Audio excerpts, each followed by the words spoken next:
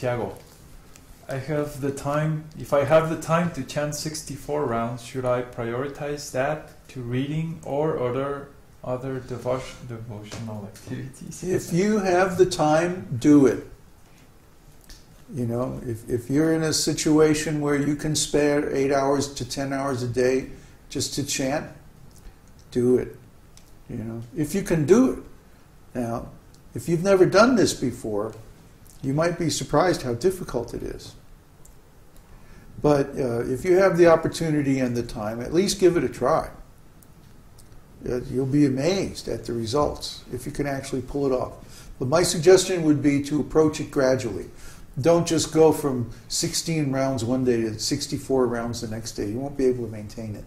You have to work up gradually. It's like athletics.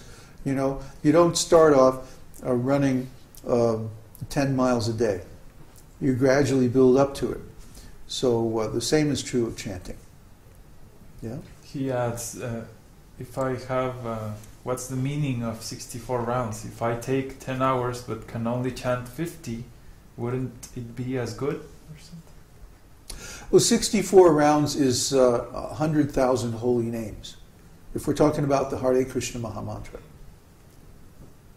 64 rounds is called a lakh. L-A-K-H. Lakh. That means 100,000 holy names, approximately. If you do the math, 64 times 108 times 16. So a person who chants that many rounds is called a lakpati. Means someone who does 100,000 names a day. So this is very nice. If you can do this, and especially if you can maintain it for some time, 3 to 6 months or so, you will get some just spectacular spiritual advancement. I always tell everyone that will hold still long enough to listen that at some time in their life you should just retire. And before you get old, before you get much over 50 years of age, you should take 6 months to a year and just do nothing but chant. No matter what's going on in your life or what's going on in the world, just retire for a while, go to a lonely place, just with the basics, live the most simple, austere lifestyle you possibly can, and just chant. Chant, chant, chant, chant, chant. Most people say, I can't.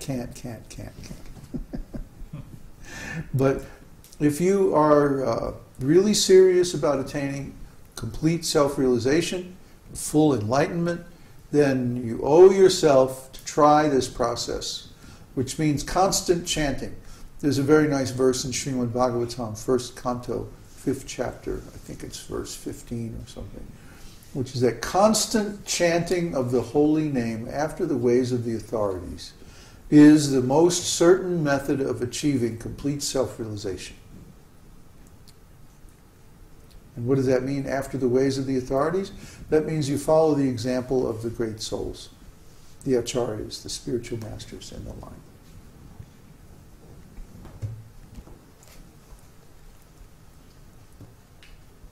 Theo, he's saying that if we can resend the document, he didn't receive it. What document? The one you sent us. Oh, I didn't send it out to everybody. I'm prevented from doing that by copyright agreements and stuff like that. But what we're going to do is analyze it.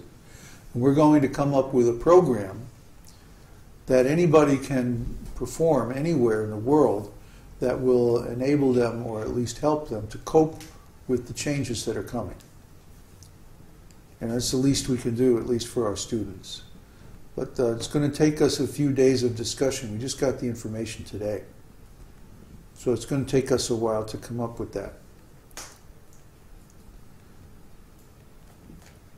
Question from Ronald Singh. Stephen Knapp, was he a disciple of Swami Prabhupada? Yes. I was reading the history of the line of masters from Stephen Knapp website. Yeah, that's good. He's pretty good. I mean, he's a pretty level-headed guy. He sometimes gets a little bit Hindu schmindu and gets a little political and like that. But his compilations of biographical information about the acharyas in our line is pretty accurate. It's pretty complete. He's written a couple of good books on the subject. So, yeah, I'd recommend that. Why don't you post the link so everybody can read it?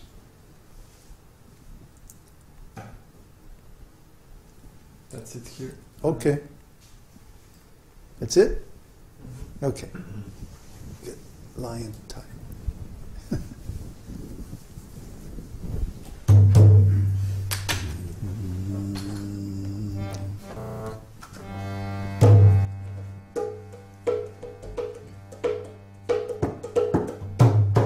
Namaste Narasimhaya. Namaste Narasimhaya. Prahlada Daine.